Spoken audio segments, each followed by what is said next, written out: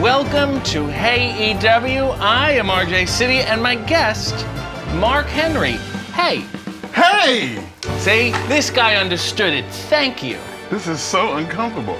Ow! No, you gotta work on your tendons. You have the strength, but I don't know if you have the flexibility. You understand what I'm saying? You're exactly right. All right, let's cut to the chase here. You were born Mark Gerald Henry? Yes. Gerald, not a typical spelling. No, it's not. Jerrold.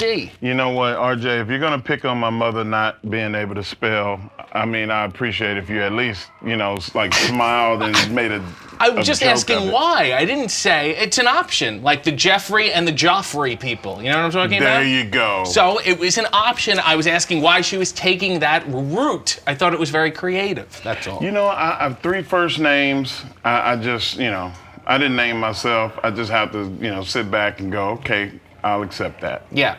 They say bad thing. People with 2 first names, they say don't trust them. What do they say about people with 3? It's what I would like to know, and let's find out. You were the world's strongest man. I was? Rah, big muscles, muscles, muscles. But what about in here? What about in the ticker? How strong are you emotionally? I am overly emotional, but do not take my emotions for weakness. Right. They make me stronger. Me crying, me being frustrated, makes me more aggressive as opposed to people that cry and sulk. You ever see the person that starts crying and everybody goes, "Oh my God," and they get scared? That's what should happen. You bring it out. It comes out as aggressiveness. So if the emotion helps your aggression, let's say you're gonna deadlift, it's not working, you put on some Annie Lennox, then the tears start flowing and all of a sudden it's boom, boom, boom, boom.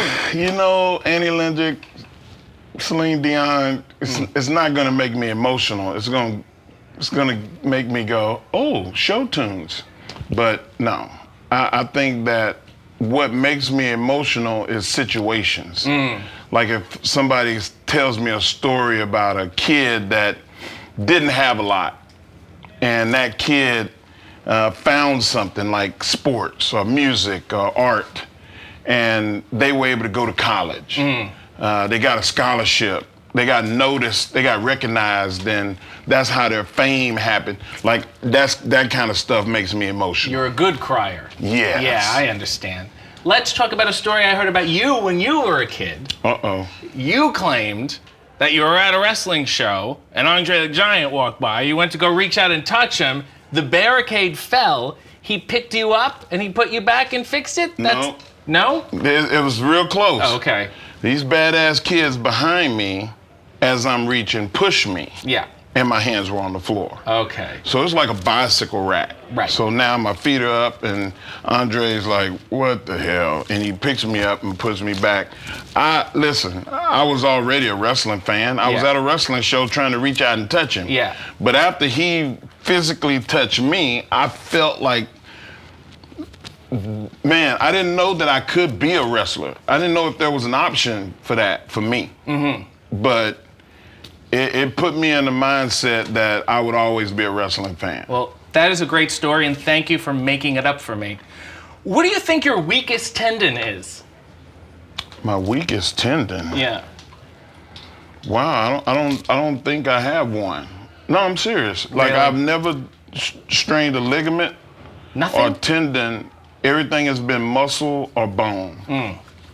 Fascinating. Flex Magazine called you the 2nd strongest man that ever lived.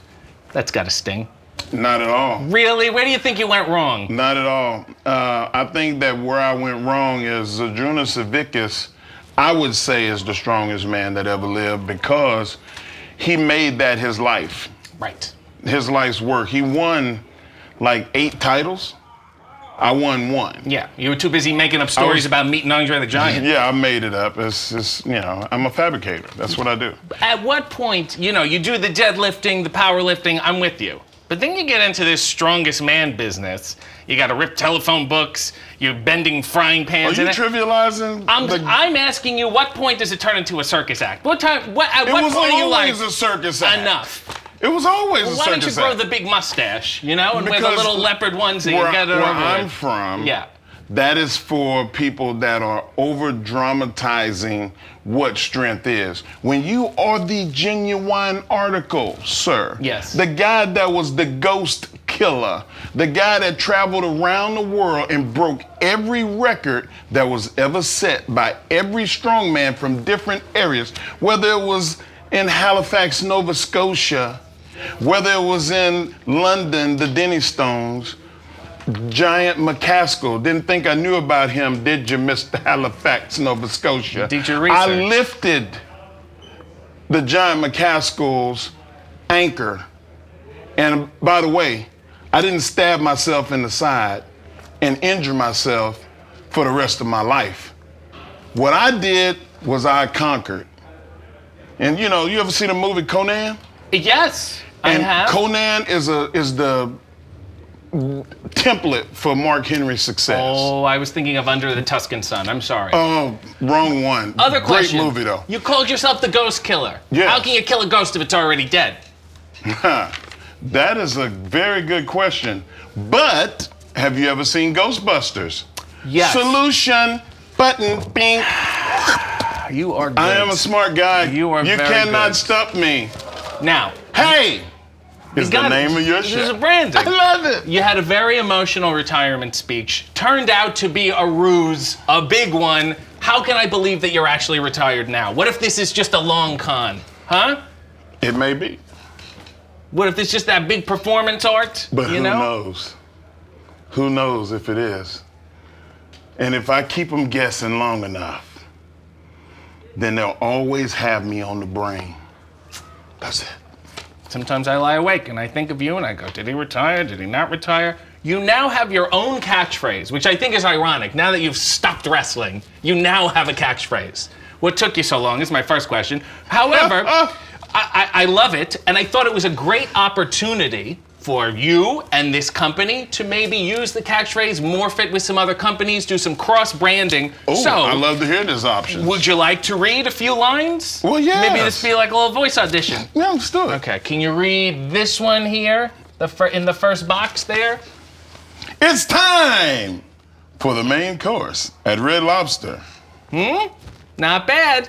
Next one. Let's say you're working for the local news.